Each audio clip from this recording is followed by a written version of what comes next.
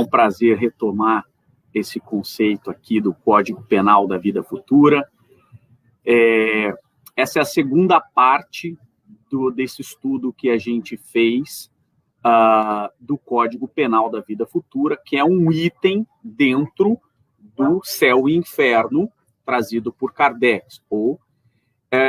Eu vou fazer um resumo para quem não viu a primeira parte, para que a gente possa, então, entrar de fato no tema, né? Allan Kardec, ao escrever o Código Penal da Vida Futura, ou a Justiça Divina segundo o Espiritismo, que é o título que ele dá, que eu gosto mais, né? Ele começa, então, falando sobre os conceitos de religião, os conceitos da justiça divina para diversas religiões, e aí ele começa, então, numa segunda parte, na sequência, falando sobre o conceito da justiça divina segundo o Espiritismo. E um dos tópicos é o Código Penal da Vida Futura. Deixa eu ir passando aqui junto. Ok. Então, a primeira parte do nosso estudo foram os 17 primeiros artigos do Código Penal da Vida Futura, que eu trouxe aqui como um resumo, né?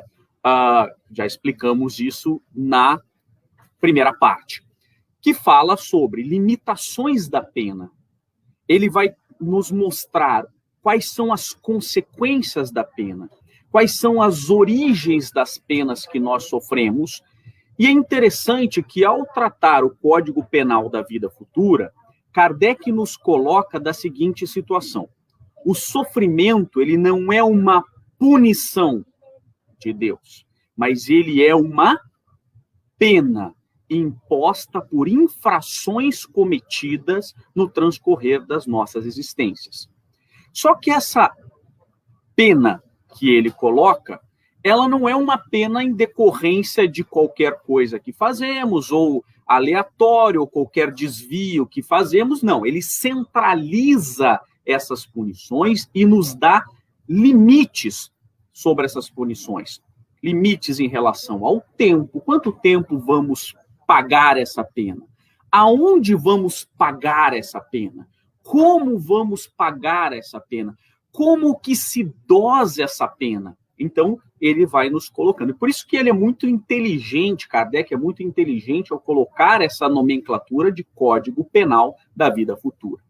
Vale um detalhe que eu já falei na primeira parte, mas não é desnecessário lembrar que Kardec nos aponta no início desse Código Penal dizendo: isto não é uma teoria pré-concebida sobre penas, mas um estudo através da comunicação de diversos espíritos que nos relataram o que aconteceu com eles depois da morte.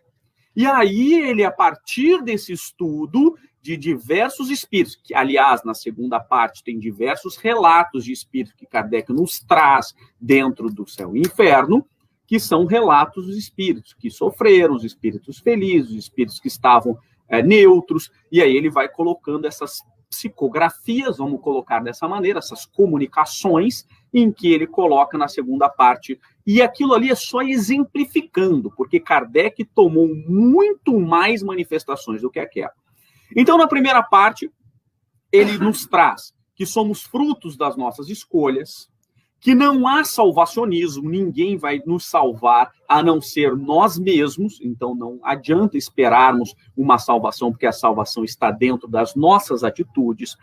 Há uma proporcionalidade no sofrimento, então nós, ao contrário da visão anterior, em que nós cometíamos um deslize, um pecado, e nós sofreríamos eternamente no inferno, Kardec fala que não, isso não seria justo. Então, há uma proporcionalidade no sofrimento em decorrência das nossas faltas, né? Elas são em decorrência de livre-arbítrio, nós temos liberdade para escolher estarmos ou não, pelo menos na questão do plantio. A colheita é obrigatória, agora o plantio ele é livre, ou boa parte livre. Essa questão do livre-arbítrio é uma coisa bem mais complexa que teríamos que trabalhar muito mais adiante. Que O céu e o inferno não são lugares, mas são escolhas. Então, nós escolhemos. Eu até brinco todas as vezes que as pessoas ficam pensando: nossa, eu tenho medo de ir para o umbral. Não tenha medo, porque você já está nele. Se você tem medo de ir para o umbral, é porque você já está, né? Então, as consequências e a definição do mal. Então, quais são as consequências e qual é a definição do que é mal? Está ali no artigo 6º.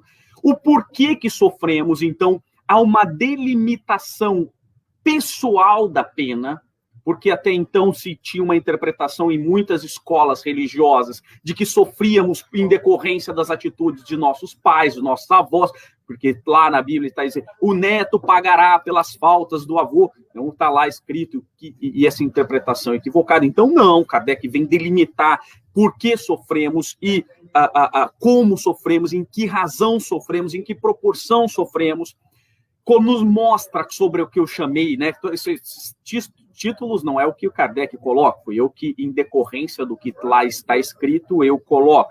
Há uma contabilidade divina, essa contabilidade, ela relaciona todas as atitudes boas e más, todas as ideias boas e más que fazemos, conta, mas isso não é contado numa única existência. Essa contabilidade divina, ela vem em decorrência das diversas reencarnações. Qual é o limite do débito? Quanto que nós temos que pagar? Em que proporção? Qual é o limite de pagamento daquela falta? Nos demonstra a origem justa do débito, então que todo sofrimento ele tem uma proporcionalidade através da nossa ação, né? Nos mostra o que no direito se chama dosimetria da pena. Então, dentro daquela punição, é computado todos os atos bons e maus, mas também é computado as causas de atenuante, agravante, todos os detalhes que levaram. Então, por isso que a gente tem que tomar muito cuidado, especialmente enquanto espíritas, primeiro, no julgar os outros, porque não cabe a isso no julgamento. Nós temos que julgar a nós mesmos. Mas mesmo dentro desse julgamento em que nós estamos fazendo, temos que tomar muito cuidado quando nós falamos, porque todo suicida será punido, vai arder no mármore do inferno. Espera um pouquinho. O próprio Kardec nos traz a dosimetria em que isso será considerado. Não quer dizer que nenhuma falta vai ser atenuada, e que qualquer falta vai ser atenuada, que você não vai receber aquela pena. Mas dentro dessa questão da dosimetria da pena, ou seja, da dosagem, vai se analisar qual foi a causa daquilo, o que levou, quais foram porque a justiça divina, ela não é carrasca, tanto que na primeira parte, muito tempo, para quem quiser pode assistir, no próprio Facebook tem a primeira parte, a boa parte do início da minha introdução foi falando sobre Deus, e como nós precisamos entender Deus para a gente poder sair da sua justiça, e compreender a sua justiça e sair daquela justiça que nos é posta, porque enquanto nós temos Deus carrasco, a justiça será mais carrasca ainda. Porque se nós, seres humanos, podemos punir o nosso semelhante, Deus, que é infinitamente superior a gente, vai punir mais ainda. Então, nós temos que quebrar esta visão de Deus que o Espiritismo nos convida a ter de uma maneira diferente. E aí, a partir dessa visão de Deus, a gente vai ter uma visão da sua justiça de maneira diferente, né? Então, aí Kardec nos coloca o limite temporal da pena, por quanto tempo vamos sofrer pelas nossas faltas, né? Então, isso é muito importante, porque até então a escola religiosa, você vai sofrer para sempre no inferno, você vai ficar lá para sempre, né? Não importa. Não, qual é o limite temporal da pena, né? E aí nos coloca a possibilidade teórica de um sofrimento eterno, mesmo dentro do Espiritismo, isso é possível, se você permanecer no mal. Agora, é muito complexo você permanecer, tanto que Kardec vai explicar daqui a pouco, nessa segunda parte ele vai dizer. Mas, teoricamente, se você permanecer no mal, aí sim você vai ter uma eterna pena. Mas é porque não por aquela única falta, mas porque você permanece no mal, faltando. Então, aí... Mas é que a bondade divina, a justiça divina é tão boa que nos faz sofrer para que uma hora a gente sofre tanto que a gente é impelido ao bem. Então, o sofrimento ele não é mais visto, pelo menos pela visão espírita, como uma punição somente, mas ela também é uma correção. Ela tem a sua visão punitiva, mas ela tem uma visão educativa. O sofrimento ele é um alerta para que a gente retorne ao bem.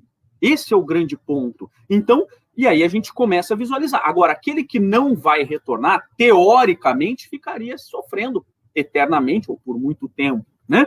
Então, aí nós vamos colocar como que se repara esses equívocos. E Kardec nos traz muito bem essa visão do arrependimento, da expiação e da reparação. Como é que você resgata aquela pena? Como é que você... Então, essa foi o grande resumo dos primeiros 17 artigos. Agora, sim, vamos entrar na palestra de hoje. Local de cumprimento da pena. Né? Aonde que nós vamos cumprir a pena? Então, o que diz Kardec sobre isso? Os espíritos imperfeitos são excluídos dos mundos felizes, cuja harmonia perturbariam. Opa, pera um pouquinho. Então, veja só, por que Deus não me coloca em Júpiter? Né? Júpiter é essa visão de Júpiter e tal, por conta da Revista Espírita, lá de 1868, lá aquela mensagem que nós temos lá, falando sobre como é Júpiter e tal, papapá. É só... exemplo, por que não me coloca num mundo feliz? Porque você vai perturbar, Ayrton, um mundo feliz. É uma questão vibracional. Na verdade, é uma incompatibilidade de vibração. Não é que você nem ia conseguir estar lá. Não ia ser possível. Você tem que depurar, você tem que começar a vibrar nesse padrão para que você possa. Então, os espíritos são excluídos porque eles não conseguem ficar. Como muitas vezes as pessoas acham que no processo de transição planetária, os espíritos vão ser excluídos da Terra, porque vai ver, quem não melhorar agora vai ser excluído. Não é que vai ser excluído, não vai conseguir se adaptar ao padrão. Talvez nem queira ficar. Provavelmente não queiram ficar, porque aquilo ali não os agrada. Mas não são todos, esse é o cuidado que a gente tem que ter. Ele fala assim, puxa, eu gostaria de ser excluído da Terra, onde eu posso continuar nos meus vícios e tudo mais. E aí ele vai ser convidado a ajudar um outro planeta, como talvez fomos nós convidados a sair de capela, né, para ajudar a Terra. Mas é que às vezes as pessoas gostam tanto do mundo de expiação que quer ficar aqui por mais tempo, ou no próximo por mais tempo. Enfim, mas é uma questão vibracional, é questão de padrão vibratório. É por isso que quando eu falo que aquela pessoa que morre de medo de ir para o umbral, porque ela já está no umbral, ela só pensa no umbral, ela só está vibrando no umbral. E aí você acha que vai para onde quando dorme? Já está lá, né? Então, tem gente que até sente mais sono durante o dia para voltar rápido para o umbral. Continua. Ficam nos mundos inferiores a expiarem suas faltas pelas tribulações da vida, e purificando-se das suas imperfeições, até que mereçam a encarnação em mundos mais elevados. Ou seja, é um progresso evolutivo, mais adiantados moral e fisicamente. Então, não adianta a gente querer que o nosso corpo físico, seja o mesmo o físico, que não seja o físico, seja com o perispírito, irmos ao mundo evoluído, que nós não vamos conseguir. Nós não vamos estar lá, não tem compatibilidade. Se pode conceber um lugar circunscrito de castigo, tal lugar é, sem dúvida, nesses mundos de expiação. Então, veja, quando a gente fala, aonde é o local de cumprimento da pena? Bom, no nosso caso, chama-se planeta Terra. Esse é o local de cumprimento da pena, aonde nós estamos aqui, segundo Kardec. Nesses mundos de expiação, em torno dos quais pululam espíritos imperfeitos, desencarnados, à espera de novas existências que lhe permitam reparar o mal, auxiliando-nos no progresso. Então, a gente, às vezes, tem uma falsa ideia de que a gente vai pagar esse débito, pagar no umbral, e no umbral é um lugar temporário, você vai ficar lá pelo seu estágio vibratório de pensamento. Mas o local de cumprimento da pena é aqui encarnado. dentro de um planeta de expiação. Legal ou não? Então, nós estamos numa prisão. Esse é o detalhe. Maravilhosa. E que também vai melhorar, mas estamos nessa prisão. E estamos na prisão por quê? Porque mantemos o padrão vibratório. Porque companheiros nossos, relatos de companheiros nossos que coabitaram no planeta Terra, ao desencarnarem, foram para outros planetas. Em missão, ou por escolha, e então optam em ficar aqui, os missionários, ou então, ao desencarnarem, vão para outros planetas, porque o estágio vibratório dele já não necessita dessa prisão que nós temos. Então, o local de cumprimento da pena são os planetas de expiação, segundo Kardec. Progressão de regime. Vocês já ouviram falar, né? Regime fechado, semiaberto, depois ele vai para regime domiciliar, tornozeleira eletrônica, mais ou menos é isso aqui. Então, é essa a ideia que nos traz. Como que você faz a progressão de regime? Então, artigo 19. Como o espírito tem sempre o livre-arbítrio, o progresso por vezes lhe torna lento e tenaz a sua obstinação do mal. Nesses estados podem persistir anos e séculos, vindo por fim o momento em que sua contumácia se modifica pelo sofrimento. E a despeito da sua jactância, da sua permanência no mal, da sua ausência de humildade, reconhece o poder superior que o domina. Então, veja, como é que nós vamos progredir? Então, quanto tempo nós vamos ficar e como que nós vamos fazer a progressão de regime? O semiaberto, mundo de regeneração. Deve ser um semiaberto, né?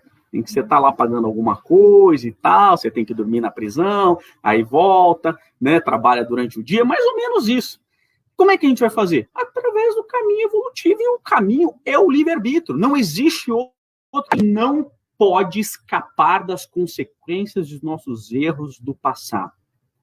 Mas podemos fazer um novo futuro. Foi o que Chico nos disse e nos convidou a pensar. Ninguém pode mudar o passado, mas podemos fazer um novo futuro. Esse é o livre-arbítrio. Então, se a gente quer fazer uma progressão de regime, cabe a nós plantarmos agora diferente, porque se estamos sofrendo, e todos nós estamos, é em virtude de consequências do passado.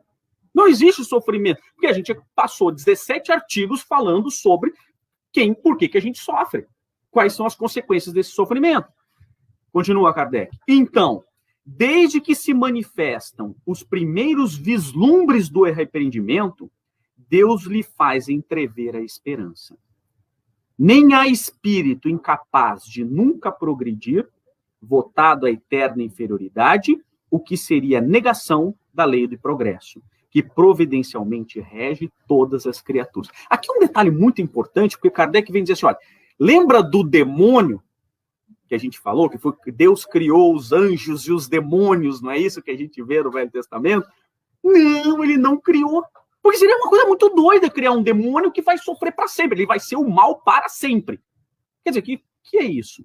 Isso aqui é simbólico, isso tudo é simbólico. O grande ponto é que isto não existe, não há criação de demônios. Porque senão, não é assim que a gente aprende em outras escolas religiosas, e que vai ficar lá para sempre. O próprio Lúcifer, né, coitado, né, o filho de Deus caído, não sei o que lá, ele vai ser mal para sempre. Não é isso. Se a gente entender aquilo como uma simbologia, e ele é muito importante enquanto simbologia, e aí nós poderíamos discutir isso num outro momento, que não é o apropriado, mas o grande ponto é que o que nós temos que entender é que nenhuma criatura foi criada por Deus para ser má. Como também nenhuma criatura foi criada por Deus perfeita. Porque senão não teria mérito na perfeição. Mas isso a gente vai chegar lá no último artigo. Quando a gente chegar no último artigo, Kardec vai dizer isso. Então, tranquilo? Vamos progredir, então. Somos frutos das nossas escolhas, a influência espiritual. Que diz Kardec?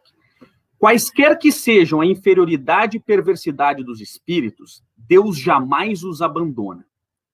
Todos têm seu anjo da guarda, guia, que por eles vela, espreia-lhe os movimentos da alma e se esforçam por suscitar-lhes bons pensamentos.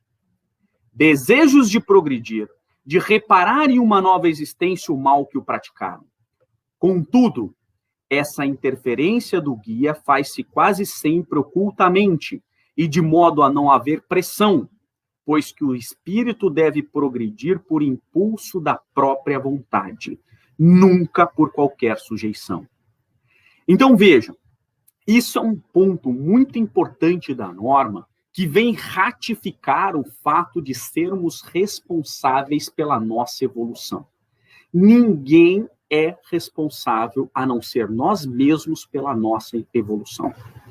Veja, existem espíritos bons que estão ali dando cheque calção para a nossa encarnação? Sim. Eles garantiram, deram a voz, não, pode ficar tranquilo, Ayrton vai lá, ele vai ser um cara bacana, eu garanto.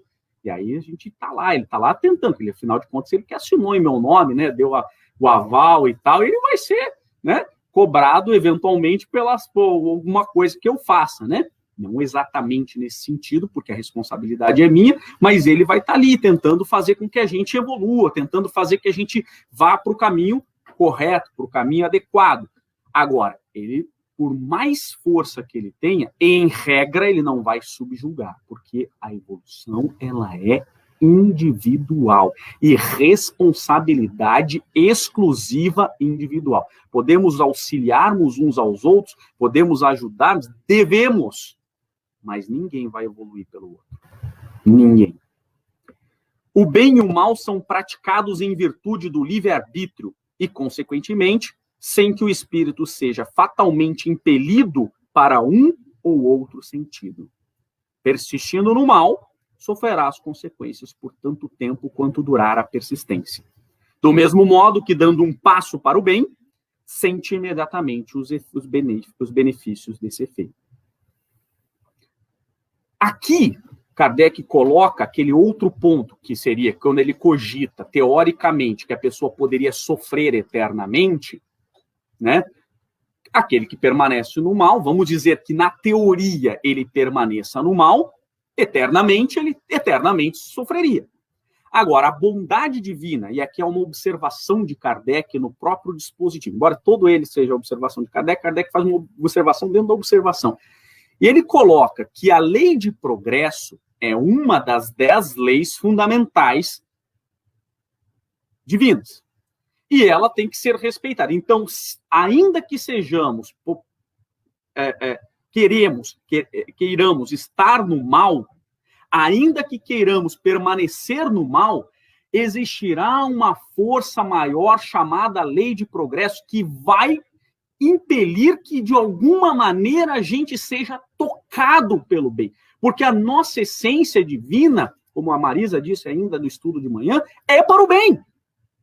A nossa essência divina é para o bem. Então, na realidade, e aqui fica muito claro essa ideia, quando Kardec nos coloca aqui, não existe o mal. O mal é a ausência do bem.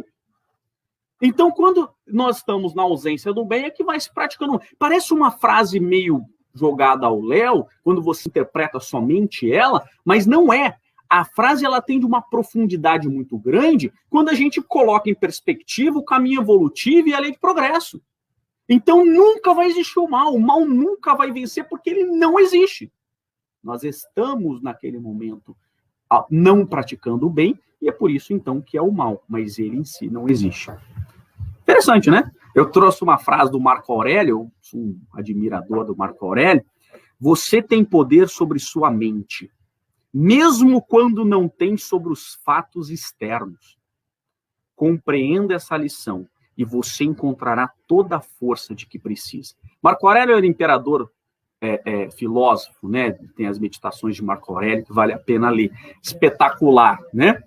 Espetacular.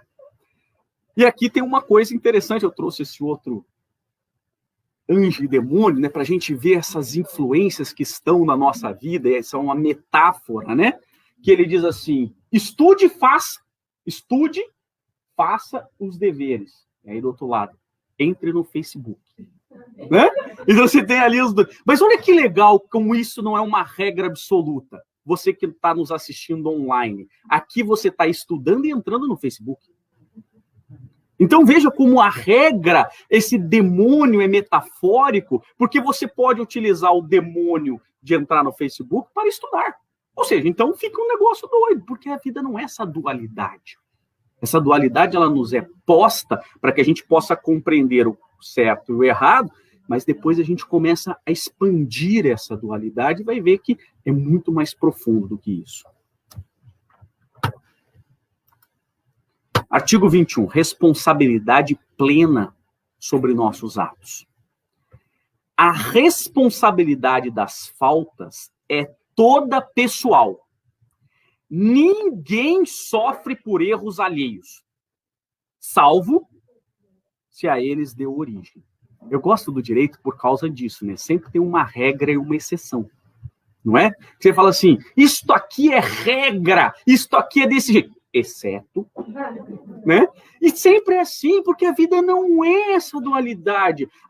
Qual é a regra? Ninguém sofre por erro do outro, a não ser que você deu causa. Aí você deu causa do erro do outro, aí você vai sofrer junto, né? Não vai. E aí continua. Quer provocando-os pelo exemplo, quer não os impedindo de quando poderia fazê-lo. E aqui traz, é que cada dispositivo não daria para a gente esmiuçar tudo, porque senão seria uma palestra para cada um deles, né?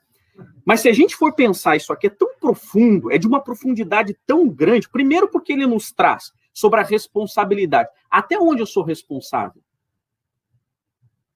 Você é responsável, nós somos, né? Responsável pelos erros que praticamos, pelo bem que deixamos de fazer e pelas consequências dos erros que praticamos aos outros. É uma coisa que pode ser... Lembra na primeira parte que nós assistimos? Então, uma mãe que abandona dois filhos. Um filho dá certo, o outro não dá certo. Né? Cai nas drogas e não sei o que lá, parari, parará. Essa mãe é responsável pelo abandono, pelo um bem que deixou de fazer em decorrência do abandono, e por todas as consequências de ambos os filhos. Aquele que foi bem e aquele que caiu nas drogas. Ou não sei o que. Isso aqui é um limite de responsabilidade muito doido. Não é? Por isso que às vezes nem é bom a gente pensar, né? Porque dá muita responsabilidade. Era mais fácil quando tinha demônio. Não era? Por isso que eu tenho saudades do demônio, porque daí eu culpava ele. Assim, olha, porque isso aconteceu, porque você foi um mau pai, né? Eventualmente pode dizer a minha filha. Eu falo, não fui um mau pai, foi o demônio que me tentou a fazer isso. Né? Não era mais fácil? E aí a consequência do outro. Mas quando a gente assume a responsabilidade, e aí o próprio Darth Vader vem dizer pra gente, tenha responsabilidade pelos seus atos, não vá para o lado negro da força.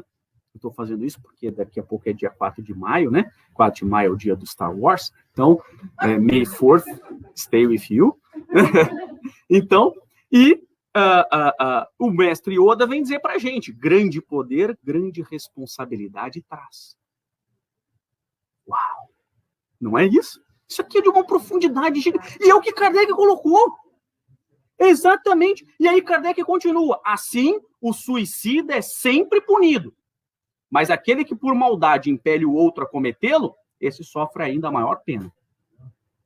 Então aquele do suicida que suicidou-se porque não aguentou a pressão, o assédio, a vida que era impelida a ela, no caso de um casamento, no caso de uma situação de um pai para com um filho que suicida-se em decorrência de abusos praticados, óbvio que o suicida vai sofrer as consequências de seu crime, sendo atenuado e em decorrência de determinados... Mas aquele que impeliu, que forçou ele pela sua a falta de amor e carinho e dedicação, esse será responsável. Mais ainda o que nos diz Kardec. Mais ainda.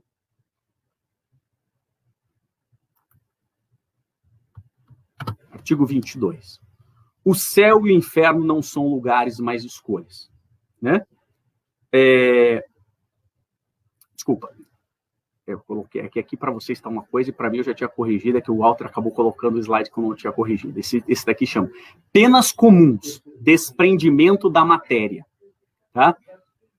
É muita coisa. Eu tinha que ser menina para poder controlar 2 PowerPoints. Eu não consigo, é muita coisa. Falar, pensar e controlar 2 PowerPoints é muita coisa para mim. Né? Eu tinha que ter o cromossomo XX. Vocês têm aquela parte do cromossomo que nós não temos, e ali está multitarefas gravado naquela parte. Né?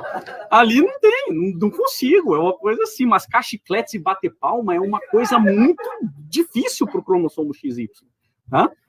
Mas então tá, eu já havia corrigido esses detalhes, porque a gente faz a apresentação e depois a gente repassa ela, e aí eu corrigi. Então, este dispositivo chama-se penas comuns. Kardec tem uma lógica muito interessante, porque quem é da área jurídica, percebe isso muito claro. O Código Penal, quando ele é feito, ele tem uma parte especial, uma parte geral e uma parte especial. A parte geral é que fala de como funciona a punição, fala quais são os limites da pena, quais são as causas atenuantes, e Kardec faz exatamente isso no Código Penal da Vida Futura. A mesma lógica de todos os códigos penais que eu conheço do mundo, ele estrutura aqui. Então ele passa pela parte geral, que é o que nós falamos sobre o limite da pena, punibilidade, e agora ele vai entrar nas penas comuns, que seria a parte especial do Código. Matar alguém, pena de 6 a 20 anos. Subtrair coisa alheia móvel para si ou para outrem, pena de tanto a tantos anos. Então, agora Kardec vai entrar numa parte do dispositivo que é das penas comuns. E aí ele vai colocar quais são as infrações que nós fazemos e quais são as punições comuns em decorrência, para que a gente tenha uma noção, né? Mas quem está assistindo online está com o PowerPoint certo. Eu vou corrigindo aqui na hora. Fique tranquilo, né? Como dizia lá, fique tranquilo, aqui tem Unimed. Então, vamos lá. Graças a Deus. Artigo 22. Então, penas comuns. Desprendimento da matéria. Então, essa é a primeira pena comum. Artigo 22. Conquanto infinita diversidade de punições, algumas há inerentes à inferioridade dos espíritos. Então, ele está dizendo o seguinte, tem várias punições. A gente não consegue botar isso num quadradinho.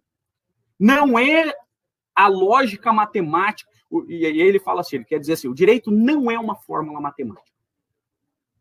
Quando costumava dizer em sala de aula, falava assim, você entendeu isso?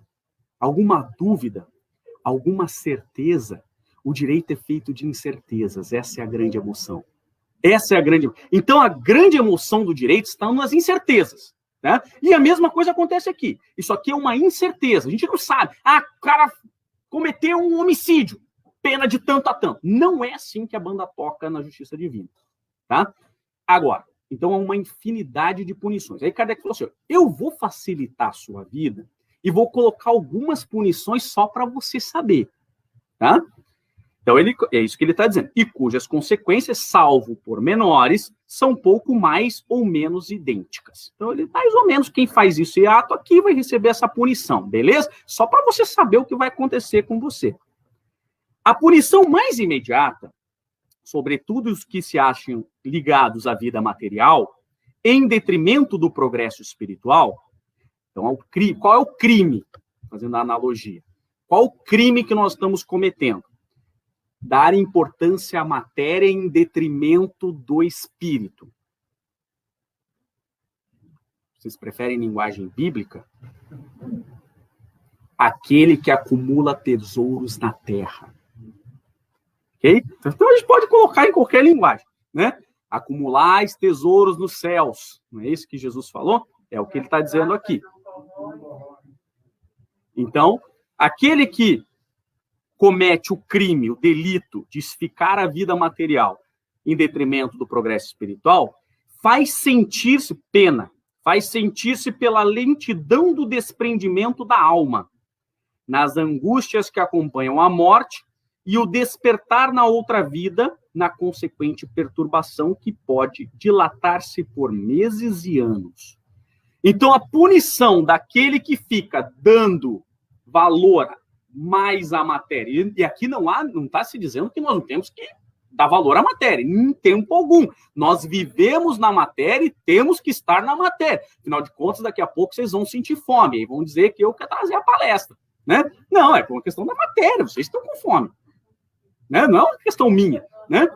Então, e aí não adianta, mesmo que você vá na churrascaria com um boi inteiro, no dia seguinte você vai com fome. porque isso é estar na matéria. Existem necessidades materiais que nós vamos ter que suprir. Então, o espiritismo não entra naquela discussão teológica da usura, de um lado não pode, do outro lado pode, o protestantismo. Ele falou assim, cara, você está na matéria, você precisa trabalhar, precisa ter dinheiro para comer. Agora, o dia que você colocar a matéria em detrimento do teu progresso espiritual, tem problema, você pode fazer, mas a consequência é o teu desprendimento. Vai sofrer mais preso no desencarne. Vai ficar preso ao corpo, inclusive relatos de André Luiz, que vai para o caixão junto, fica lá vendo os vermes comendo, isso aqui é um exemplo, e fica sentindo aquilo ali. É isso que ele está dizendo. Naqueles que, só que tem uma consequência inversa, naqueles que, ao contrário, têm pura consciência aí na vida material, que já se acham identificados com a vida espiritual, o trespasse é rápido, sem abalos, quase nula a turbação de um pacífico despertar. É o que a Marisa coloca de maneira brilhante quando ela fala assim, pelo menos nessa existência, quando a gente desencarnar, a gente pelo menos tem uma noção do plano espiritual, o nosso desencarne vai ser mais fácil. Não é assim que você fala, Marisa, mais ou menos, né? Interpretação livre, né? Interpretação livre. Então, numa interpretação livre das palavras da Marisa, né? Eu tenho essa mania também. Eu falo o que as pessoas falam, mas o que está na minha cabeça. Eu conto os filmes, e, aliás, era uma coisa comum. Eu lembro uma aula na magistratura lá, e pai falando, não sei o que, e aconteceu o filme do Jardineiro Fiel para explicar a atuação das Nações Unidas e tal, não sei o que lá. Aí no final da aula o aluno veio e falou assim, professor, sua aula é maravilhosa, mas você não sabe nada de filme. Eu falei, como não? Isso não aconteceu no filme. Não existe essa cena. Eu falei, existe na minha mente. Existe na minha mente. Né? É uma interpretação livre do filme. Né? Então, numa interpretação livre das falas da Marisa, né? A gente vai ter pelo menos a oportunidade de ter uma consciência ao desencarnar. Talvez passamos por algumas das faltas aqui, mas pelo menos essa a gente pode ter a oportunidade de livrar, né? Então, e é o que nos... Veja que Kardec escreve isso, muito tempo depois vem os livros de André Luiz exemplificando e tudo mais e tal. Então, onde é que Marisa, quando ela fala isso, onde é que ela está fundamentada? No artigo 22. É nesse dispositivo que é fundamento. Próxima pena. Penas comuns, inferioridade moral. Então, se um fenômeno muito frequente entre os espíritos de certa inferioridade moral é o de acreditarem-se ainda vivos, podendo esta ilusão prolongar-se por muitos anos, durante os quais eles experimentarão todas as necessidades, todos os tormentos e perplexidades da vida. Então, qual é o crime? O crime é inferioridade moral. Qual é a pena? Se nós estamos na inferioridade moral, ao desencarnarmos, pena, achamos que ainda estamos vivos. Só que como não estamos, sofremos essa consequência. E o sofrimento é duro. E é a tal ponto que nos relata André Luiz, em que, desesperados por carne, espíritos vão aos matadouros para absorver aquela energia material da carne. Então, esse é um exemplo. Isso não é absoluto.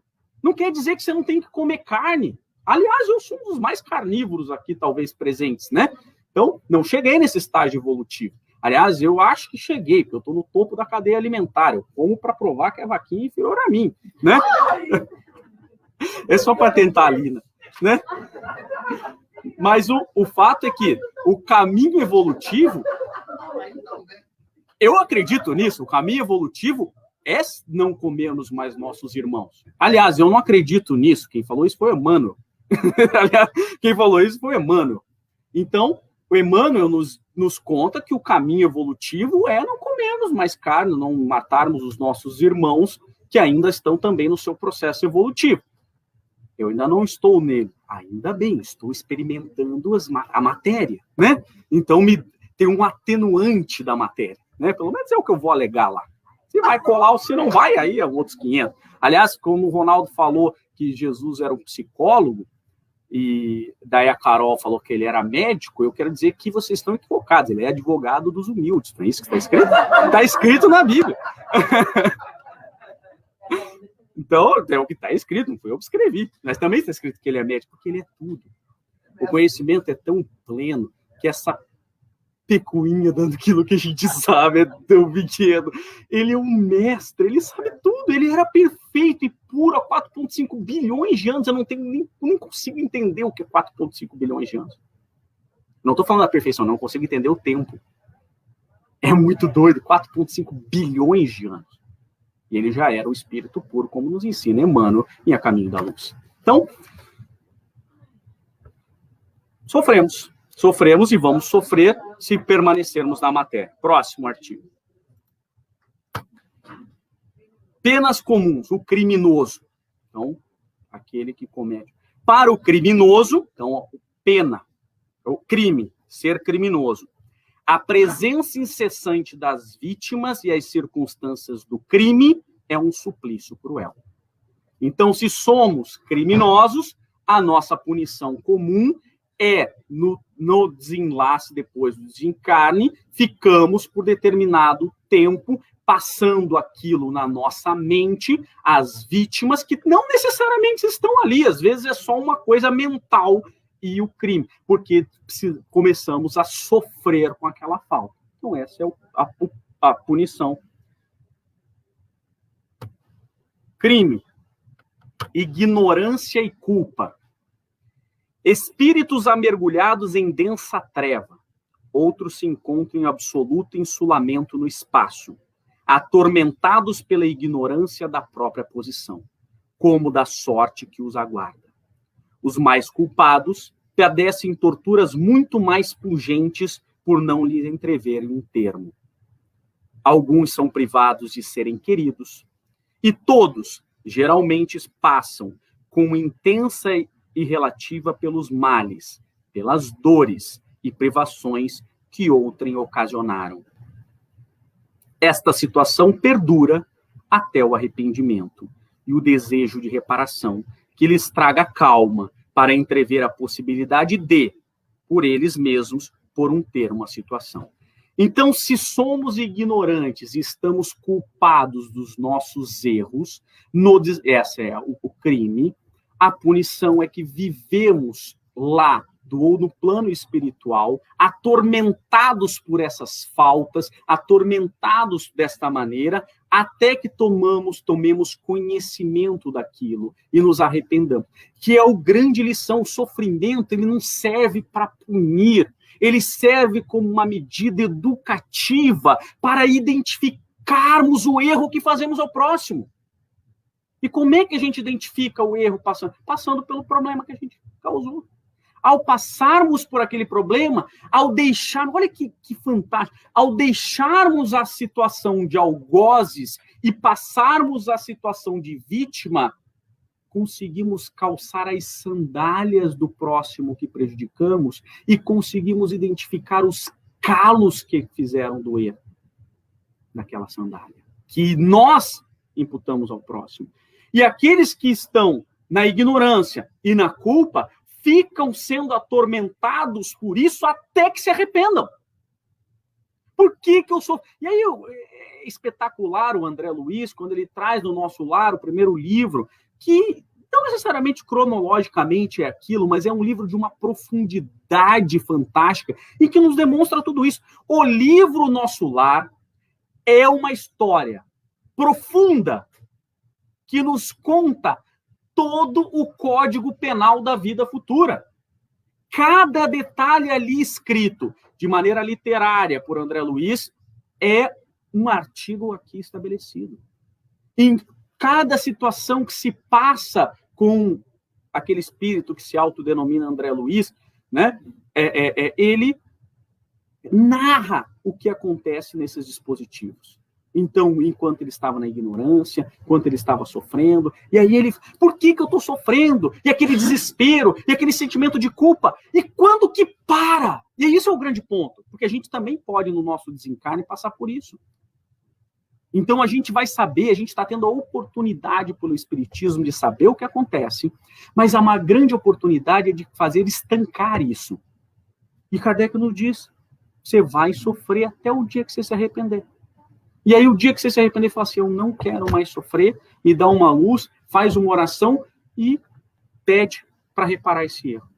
Então por isso que quando a gente fala, quanto tempo vai sofrer? Kardec falou isso na primeira parte, e eu expliquei isso para vocês. Vai sofrer até se arrepender, pode sofrer 10 segundos, se você se arrepender de verdade, né? E pode sofrer 10 mil anos. Livre-arbítrio, a escolha é sua, é nossa, de cada um de nós. Porque a gente não se arrepende de verdade, porque a gente ainda acha que, não, eu me arrependo do que eu fiz, mas eu só fiz isso porque ele me provocou. É isso que a gente faz. Eu tô falando, não é para vocês, não, sou eu. Porque é primeiro para mim essa palestra. Espiritualidade manda primeiro. Como advogado, a gente sempre tenta burlar a lei. Sempre tenta achar uma brecha, né? Penas comuns. Agora, eu não me identifiquei em nenhuma delas, então agora a gente vai se identificar. Crimes: orgulho, hipocrisia, sátiro, avaro ou egoísta. Vou dizer as punições para essas. Para o orgulhoso, relegados às classes inferiores, é suplício ver acima dele, colocados cheios de glória e bem-estar, os que na terra desprezara. Olha que legal. É se colocar, se colocar do outro lado da moeda. Então é orgulhoso, desprezava as pessoas, achava que era legal. Aí agora você vai se colocar na posição de vítima e vai ver o quanto dói. O hipócrita vê desvendados, penetrados e lidos por todo mundo os seus mais sinceros pensamentos, sem que possa ocultar ou dissimular. Uau! O sátiro não é aquele que tira sarro, né? O sátiro também, né? Na impotência de os saciar, aliás, isso veio da mitologia, né? Deixa eu falar. O sátiro, na impotência de os saciar, tem na sátiros são aqueles que estão em... Eu não expliquei, né? Não vou explicar a mitologia. Eu vou falar dos sátiros. Os sátiros são aqueles que vivem em desregramento sexual, de prazeres, da carne, qualquer tipo de prazer. São os sátiros, tá? Então, o sátiro, na impotência de os saciar, aqueles prazeres, tem na exaltação dos bestiais desejos o mais atroz do tormento.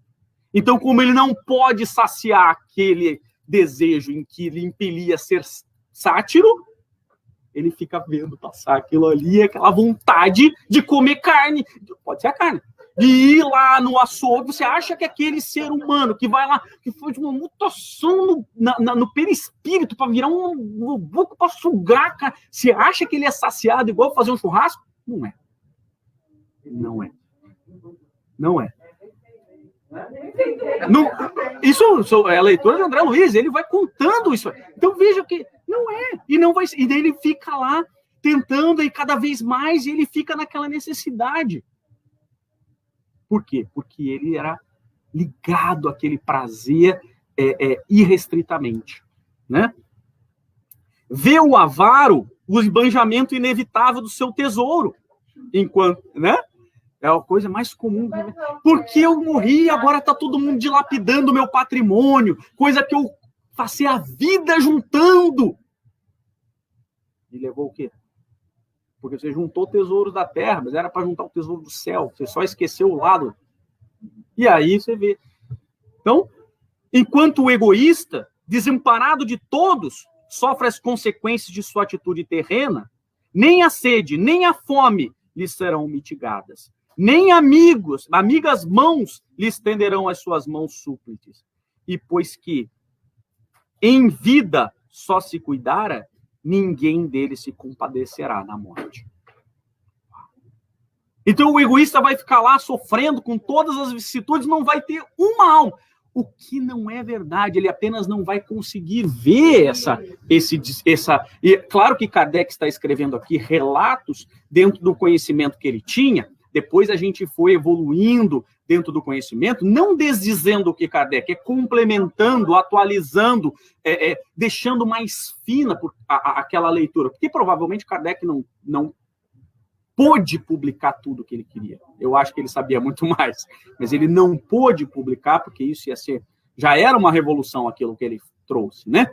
Imagina se ele colocasse todos os detalhes que depois a gente... E que muita coisa ainda vai ser revelada, ele mesmo disse, muito há ainda o que ser revelado, né? Mas o grande fato é que muitos talvez estejam ali, como Lázaro, tentando ir ajudar os filhos que estavam no caminho. Deixa eu ir lá, né? Colocar, né? Dar um direcionamento para os meus filhos lá. Não, vai ficar aqui. E aí é uma simbologia para mostrar que é isso que vai passar o egoísta. Ele não vai conseguir enxergar, porque a mãe de André Luiz ficou todos os dias pedindo, zucrinando. Imagine só, ela devia ligar lá para a esfera superior, né? Ligava lá para o ministro, falou assim, quero falar, não dá para cuidar do meu filho lá, não sei o que lá. O ministro já não dizia, que burro, essa merda, tal. Esse filho não quer ser cuidado agora, espera um pouco. Aí no dia seguinte ela ia lá, ligava de novo, né? Não, talvez por telefone, talvez por pensamento e tal. E o ministro tinha que atender, porque ela era de uma esfera e tal, não sei o quê. Deve ser mãe é um saco, né? Que fica querendo o tempo todo ajudar o filho, né? Que nem quer ser ajudado. Então, nenhum momento ele ficou desamparado. Mas ele só foi amparado no momento que ele se arrependeu. No momento que ele tomou conhecimento. Veja como a lei é interessante, né?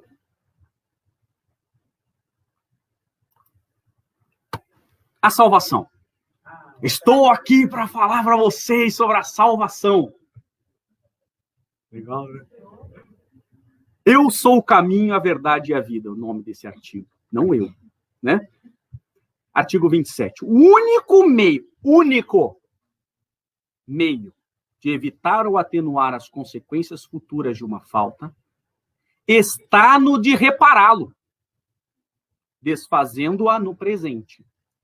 Quanto mais nos demorarmos na reparação de uma falta, tanto mais penosas e rigorosas serão no futuro as suas consequências. E é por isso que Jesus falou, reconcilia com o teu inimigo enquanto está no seu opositor, né? Enquanto está no caminho com ele. Porque esse é o único caminho para a salvação. Esse é o único. Então não é só alguém que vai tirar aquele salvacionismo. O único caminho está dentro de você é reparando aquele mal que a gente gerou. Essa é a salvação. Reencarnação, oportunidade de progresso. A situação do espírito no mundo espiritual não é outra senão a por si mesmo preparada na vida corpórea. Então, vamos ser no mundo espiritual que somos na vida corpórea. Nem mais nem menos. Mais tarde, outra encarnação se lhe faculta para novas provas de expiação e reparação, com maior ou menor proveito, dependentes do seu livre-arbítrio, e se ele não se corrige, terá sempre uma missão a recomeçar. Sempre, sempre mais acerba. De sorte que pode dizer-se que aquele que muito sofre na terra, muito tinha a expiar. E os que gozam de uma felicidade aparente, em que pesem os seus vícios e inutilidades, pagá-los-ão muito caro em ulterior existência. Nesse sentido foi que Jesus disse, bem-aventurados os aflitos, porque serão consolados. Aqui nem vale uma pequena explicação sobre isso, teria que ser muito grande explicação, mas Kardec já fez isso no Evangelho segundo o Espiritismo, leiam o capítulo Bem-aventurados os aflitos, em que há a explicação sobre as causas e aflições e como que a gente pode ter oportunidade, que ninguém sofre à toa, em resumo, né? Seja por erros dessa ou das anteriores existências. Então, e as posteriores existências serão frutos do que nós fizemos nessa. Agora, pronto, acabou, mas Kardec é muito mais brilhante do que eu nesse sentido. Deus, misericórdia e justiça. Artigo 29, só são 33. Certo, a misericórdia de Deus é infinita, mas não é cega. O culpado que ela atinge não fica exonerado. E enquanto não houver satisfeito a justiça, sofre a consequência dos seus erros. Por infinita misericórdia, devemos ter que Deus não é inexorável, deixando sempre viável o caminho da redenção. Deus não é inexorável, é que ele quer dizer que Deus não é absoluto. Ele vai dizer assim, não, vai pagar desse jeito. Não é verdade. Aquele que caminha no bem pode ser tua falta atenuada. Terá sua falta atenuada e até mesmo ela vai ficar suspensa a punibilidade para todo o eterno se continuar no bem. Legal? Agora, se desviar, volta a punibilidade. Então, a justiça divina, ela não é implacável, inexorável, não é implacável, não há nem aquele Deus demoníaco, né? Porque o Deus que a gente crê é um Deus demoníaco, né? Que não deixa passar nada, que é aquela coisa. Não. Deus, a justiça divina, ela é perfeita. Ela é boa. Por isso que Jesus fala, meu Pai é bom e justo. Tecnicamente é impossível ser bom e justo. Filosoficamente, a não ser que você seja Deus. A justiça humana é impossível. Ou ela é boa ou ela é justa. Não tem como. Filosoficamente falando, não tem como você ser bom e justo, a não ser que você seja Deus. Isso é uma coisa fantástica. Ai, uma mãe em relação aos filhos? Você acha que a gente realmente é bom e justo em todas as punições? Não somos, né? Não tem. Porque ou a gente é justo no sentido de aplicar rigorosamente a justiça, ou a gente é bom no sentido de atenuar. Mas a beleza de Deus é ser bom e justo. Ao mesmo tempo. Não sou eu que digo que é impossível ser bom e justo. Não sei se é a filosofia.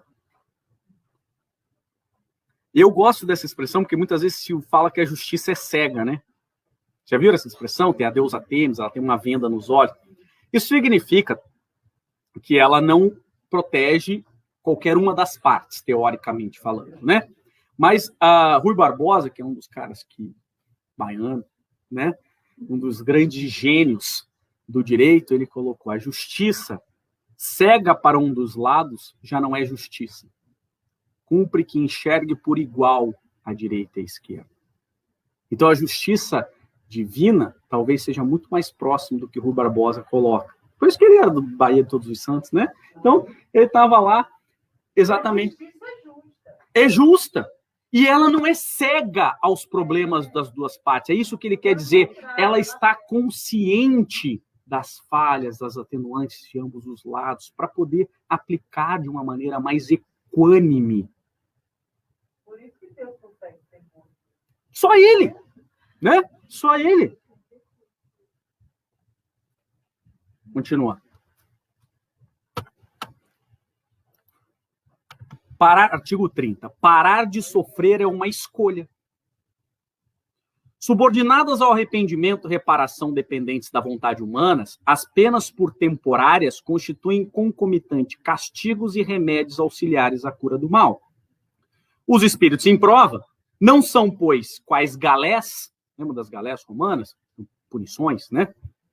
Por certo tempo condenados, mas como doentes de hospital sofrendo de moléstias resultantes da sua própria incúria, a compadecerem-se por meios curativos, mais ou menos os dolorosos, que a moléstia reclama, esperando alta, tanto mais pronta quanto mais estritamente observadas as prescrições do solícito médico assistente.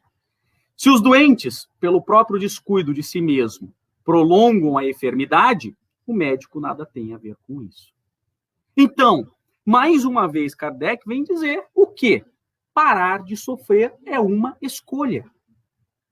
Nós temos eu não aguento mais sofrer. Arrependa-se, repare o seu erro e você vai parar de sofrer. Ou seja, a consequência disso é que, consequência lógica disso é que nos mundos felizes não há sofrimento. Essa é a consequência lógica dessa situação. Ou seja, para não termos mais nenhum tipo de sofrimento, basta evoluirmos. Esse é o caminho, né? É aquela prática, necessidade da prática. religiosa e entra na outra prática. Viu como Jesus é um médico? Das almas.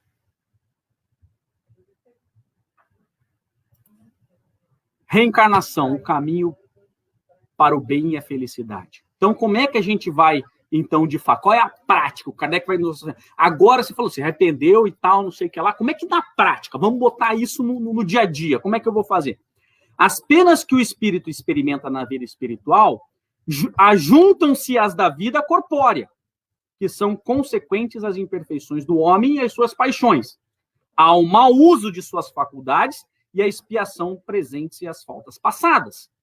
É na vida corpórea que o espírito repara o mal de anteriores existências, pondo em prática resoluções tomadas na vida espiritual. E é por isso que Emmanuel, de maneira brilhante, fala que o corpo físico é o carvão da alma. O que é o carvão? Aquele que limpa. O carvão não é isso, o elemento filtrante que vai limpar a água. Então, o corpo físico, ele é o carvão, porque ele vai nos limpar daquelas faltas que estão marcadas no nosso perispírito. Né? Assim, se explicam as misérias, as vicissitudes mundanas que, à primeira vista, parecem não ter razão de ser. Justas são elas, no entanto, como espólio do passado, ou seja, marcas que deixamos. Então, aquilo que parece totalmente injusto aos olhos de quem não é reencarnacionista, que é uma criança nascer doente, porque eu acho que não há nada mais injusto, Deus seria o ser supremo mais injusto do universo a fazer uma criança nascer enferma, se a gente não acredita em reencarnação. Porque qual é a falta que aquela criança pode ter cometido aos olhos de Deus? Eu não consigo entender. Se eu não entender a reencarnação, se eu não colocar sob perspectiva a existência das vidas anteriores. Não faz sentido. Porque, então, Deus não é bom e nem justo. Agora, quando eu ponho em perspectiva o processo reencarnatório e a reparação de faltas do passado, Deus passa a ser o equilíbrio do universo. Justiça divina, oportunidade para todos. Deus disse, não daria prova maior de amor às criaturas, criando-as infalíveis e, por conseguinte, isentas de vícios inerentes à imperfeição? Isso é uma coisa interessante, é uma pergunta filosófica, genial, que Kardec traz a discussão. Ele traz à baila uma coisa que a filosofia... Se esse Deus é tão bom mesmo, a pergunta de Kardec é, se esse Deus é tão bom mesmo, por que não criou todo mundo perfeito? Não, todo mundo era perfeito, ninguém sofria, daí se você falou que a perfeição está na perfeição, o não sofrimento está na perfeição, então por que ele não fez assim? Bom, essa é a pergunta. E aí ele continua. Para tanto, fora preciso que ele criasse seres perfeitos, nada mais tendo a adquirir, quer em conhecimento, quer em moralidade. Certo, porém, Deus poderia fazê-lo, concorda? Deus poderia ter criado todo mundo perfeito. Poderia. E se não o fez, é que em sua sabedoria quis que o progresso constituísse lei geral. Então a grande questão é, Deus estava lá no início da criação e falou assim, vou criar seres perfeitos ou simples e ignorantes? Essa era a discussão de Deus, teórica, né? Ele só tinha essas duas escolhas, sim ou não? Ele só tinha duas escolhas. Ele não criou perfeito, então ele criou simples e ignorante. Com certeza, a nossa Por quê? Não faz essa pergunta, eu não tenho essa resposta, nem ninguém eu acho que tem. Tem que perguntar para Deus. Porque isso é uma questão lá da origem da criação. Eu não tenho essa resposta. Mas o fato é, fomos criados simples e ignorantes por um progresso. Isso é fato. Por que Deus fez isso? Pergunte a ele. Se ele te responder, me conta. Então, inferir dele que Deus não é bom nem justo, fora insensata revolta contra a lei. Porque ele não criou. Injustiça, aí é que é fantástico. Essa parte aqui é espetacular. Injustiça haveria, sim, na criação de seres privilegiados, mais ou menos favorecidos, fruindo gozos que outros porventuras não atingem, senão pelo trabalho, ou que jamais pudessem atingir. Tipo Jesus, assim, Jesus foi criado perfeito, ele está lá reinando soberanamente, enquanto a gente está aqui sofrendo, porque ele é o filho, o primogênito de Deus, ele é o escolhido, ele foi... Não foi assim. Isso seria injustiça. Se Deus tivesse criado Jesus perfeito e eu imperfeito, eu entraria com uma moção contra Deus. Não é justo. Se ele é justo e bom, ele tem que me criar perfeito, então também. Eu tenho direito à perfeição sem mérito, porque Jesus foi criado perfeito. Sim ou não? Eu também sou seu filho. É o que eu ia falar. Era o que eu ia falar na minha petição. Agora, isso é muito importante dentro do Espiritismo. O Espiritismo ele vem nos mostrar que Jesus ele não foi criado perfeito. Ele conquistou. Ele conquistou. Então, espíritos puros não são, como o Haroldo gosta muito de falar essa frase, eu acho muito interessante. Espíritos perfeitos não são de cristal, eles são de diamantes. Eles foram forjados dessa maneira. Eles passaram pelas mesmas dificuldades, não no mesmo tempo, provavelmente, mas pelas mesmas dificuldades que nós, e superaram. Isso nos faz acreditar que é possível. Porque se Jesus fosse criado perfeito, seria além de injusto, talvez impossível. Talvez impossível de se atingir. Mas a perfeição exatamente está nisso. Ao contrário, diz Kardec, a justiça divina patenteia-se na igualdade absoluta que preside a criação dos espíritos. Todos têm o mesmo ponto de partida e nenhum se distingue em sua formação por melhor aquinhoado. Nenhum cuja marcha progressiva se facilite por exceção. Os que chegaram ao fim têm passado como quaisquer outros pelas fases de inferioridade e respectivas provas. Todos conquistaram. Isto posto, conclui Kardec, nada mais justo que a liberdade de ação e cada qual concebido. O caminho da felicidade a todos abre ampolo, como a todos as mesmas condições para atingi-la. A lei, gravada em todas as consciências, a todos é ensinada. Deus fez da felicidade o prêmio do trabalho. Então, se a gente quer ser feliz, o prêmio a gente tem que conquistar trabalhando e não do favoritismo. Isso é espetacular. Para que cada qual tivesse o seu mérito. Todos somos livres no trabalho do próprio progresso. E o que muito se depressa trabalha, mais cedo recebe a recompensa. O romeiro que se desgarra ou em caminho perde tempo, retarda a sua própria marcha. E não pode queixar-se, senão a si mesmo. O bem como o mal são voluntários e facultativos. Livre, o homem não é fatalmente impelido nem para um lado, nem para o outro. Porque senão seria injusto. É por isso que não existe o anjo e o demônio. Embora existam obsessores que nos querem manter nesse processo evolutivo, espíritos bons, mensageiros, anjos da guarda, né? Mentores espirituais que nos querem propelir para um caminho melhor. Mas a escolha cabe a cada um de nós. E por fim, sem mais delongas, artigo 33. Que, como Kardec faz, de uma maneira brilhante, como professor, um resumo. Eu poderia ter falado só um resumo, e minha palestra demoraria 2 minutos, né? Porque o Kardec é tão genial que ele fala assim, eu não tenho preguiça de ler 33 artigos, leia só o último. Agora, não acho que você vai compreender. Mas se você quiser, tem um resumo. Porque o resumo é sempre um resumo, né? Não tem tudo, né? Então, diz Kardec, em que pese a diversidade de gêneros e grau de sofrimento dos espíritos imperfeitos, então eu estou considerando tudo isso, tem várias, isso aqui não é uma fórmula matemática e tudo mais, o Código Penal da Vida Futura resume-se nesses 3 princípios. E Kardec não deu o nome à toa de princípio. O princípio é algo muito importante dentro do direito. Porque o princípio é o princípio, o começo. A base, aquilo que sedimenta. Então, se você tem o princípio disso na mente, é fácil, é só aplicar a lei, fica fácil. Porque, principiologicamente, a lei não pode desviar-se, né? Ela tem que estar sempre dentro daquele direcionamento do princípio. Então, quais são? O sofrimento é inerente à imperfeição. Ponto. Então, se somos o dia que formos perfeitos, não teremos mais sofrimento. 2. Toda imperfeição, assim como toda falta dela promanada, traz consigo próprio castigo nas consequências naturais e inevitáveis. Assim, a moléstia pune os excessos e da ociosidade nasce o ócio, sem que haja mistério de uma condenação especial para cada falta do indivíduo. Então aqui ele está dizendo bem claro que, principiologicamente, todo mal e todo desvio vai ser, de alguma maneira, punido, vai receber uma pena. Agora, não há uma pena específica, como a gente está acostumado no Código Penal humano.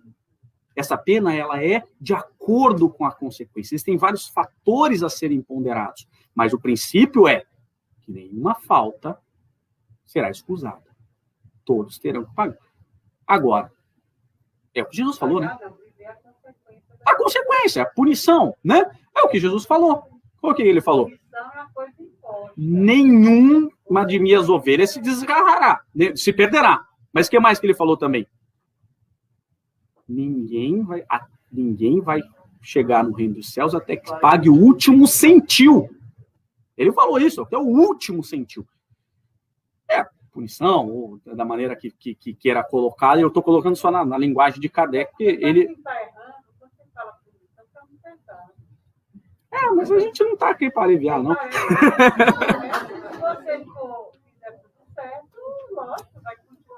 E vai sofrer os méritos da sua evolução, claro que sim.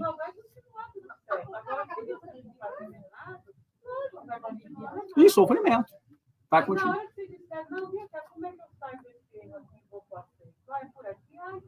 Não, é claro.